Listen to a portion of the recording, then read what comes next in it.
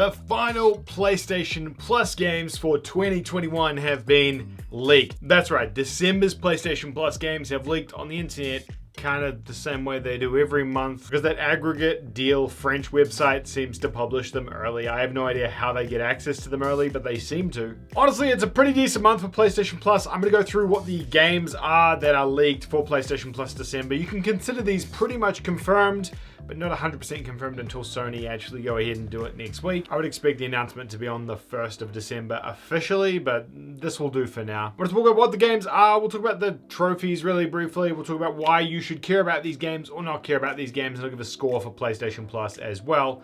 But before we do any of that, if you go ahead and hit the subscribe button down below, I know a ton of you are yet to subscribe to the channel, and it would make my day if you guys would hit that subscribe button and help this channel grow before the year's end. While you're at it, don't forget to leave a like to get this video trending in the algorithm. Okay, so PlayStation Plus has been leaked by this French aggregate website called D-Labs. These guys leak a bunch of PlayStation Plus stuff. They've been leaking things for months. Plus games with gold, and they've got a pretty good level of credibility. I can't read any of what's on the actual website because it's all in French, but realistically it doesn't matter because we know what the games are. So the first game for PlayStation 4 is Mortal Shell, and I actually think this is the highlight of the entire month. Mortal Shell is a Souls-like game, but it's made by an indie developer. The cool thing about Mortal Shell is that it really is a love letter to Dark Souls, and I honestly do believe that this is the best Souls-like clone that is made by someone other than FromSoft. Obviously, you know, Bloodborne, Sekiro, Dark Souls, they all are made by FromSoft. Same with even Demon Souls, but this game here is made by a completely different team and studio with different talent,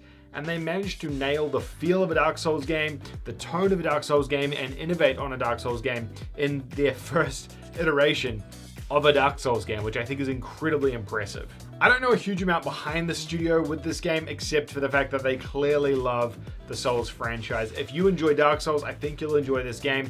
It's not a AAA game, so that does have a little bit of an issue for me in terms of PlayStation Plus quality. I know I and the rest of you guys all like to get AAA games for PlayStation Plus. It's not quite that, but I think it is pretty decent. The next game up on the list is Godfall. This is a PlayStation 5 launch game, touted and promoted and published by Gearbox, the guys who make Borderlands 3. Don't get it confused though, it wasn't actually developed by Gearbox, it was just published by Gearbox. It's kind of deceptive because their marketing and advertising for the game felt very similar to Borderlands in terms of how they marketed the tone of the game. Interesting little fact about Godfall as well, this was actually the first PlayStation 5 game to ever be revealed. It was during the Game of the Year Awards a couple of years back. It was the first next-gen game ever to get revealed and promoted, and it had a lot of buzz and attention around it because of that.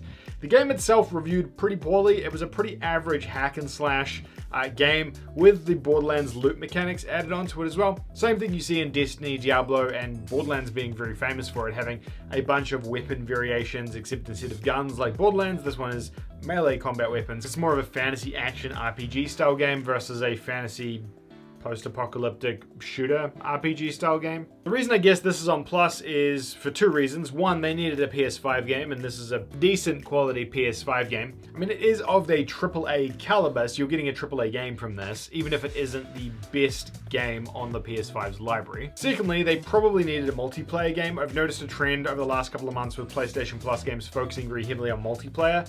It is a multiplayer subscription service. Sony want you to be playing more games on multiplayer, so it makes sense that this would be on there. It is a co-op game you can play with friends, so that is an option for you as well. I personally didn't play a ton of Godfall. I started it and didn't really enjoy what I started, but that's not to say that you won't enjoy it if you play it, and maybe there's some people in the audience out there who have played it, who enjoyed it, who could let us know in the comments down below. Godfall appears to be both a PS4 and a PS5 game, so if you're a PS4 user, you're probably going to get this for free too, which means kind of getting an additional game this month, which you normally wouldn't get. Now, the third PS4 game, or the final PS4 game, is where I think this is let down. And that's not because this is a bad game, it's because it's probably just not the quality you would expect after getting things like a Days Gone and a Man-Eater on PlayStation Plus earlier in the year. This is LEGO DC Supervillains, which is a LEGO game. I can already see you rolling your eyes in the comment section. Now, before you just sort of immediately dismiss this isn't a bad game. It's actually a really fun hack and slash game. It's a really good game to play co-op with a buddy. It's a really easy platinum trophy to get as well.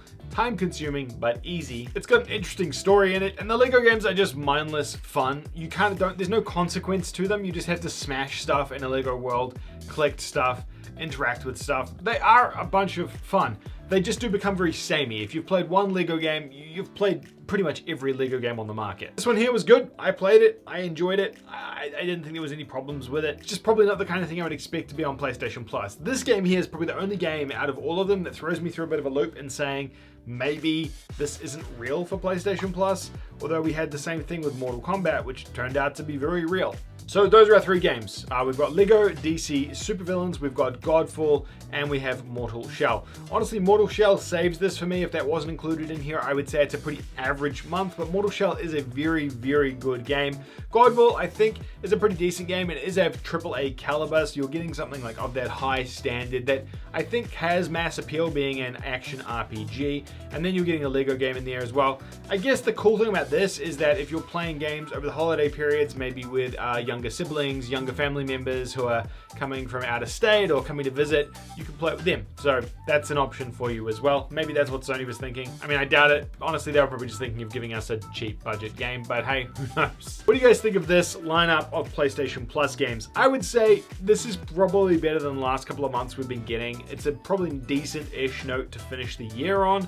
PlayStation Plus has been a bit iffy. We'll talk about that in a separate video, but I think it's okay. I think this is probably about a 7 out of 10 in terms of PlayStation Plus quality for December. But let me know what you guys think in the comments down below. I'd love to hear everyone's feedback and what you guys think of this leak. Don't forget to leave a like on this video if you haven't already. Subscribe if you haven't already subscribed, and I'll see you in the next video. Hello again, Patreon, you beautiful bastards. Thank you to each and every one of the folks over here on the right-hand side for supporting me over on Patreon or as a YouTube channel member this month. Each and every one of you folks keeps the channel running. If you too want to be an absolute legend like these guys over here, you can support me on Patreon. Use the link in the description down below. Giving only $1 helps out this channel. So if you want to support even further, you can do that. You can also become a channel member down below as well by hitting the join channel button, and you get access to cool emotes and the logo next to your name showing that you're a supporter. Thank you all so very much for supporting the channel.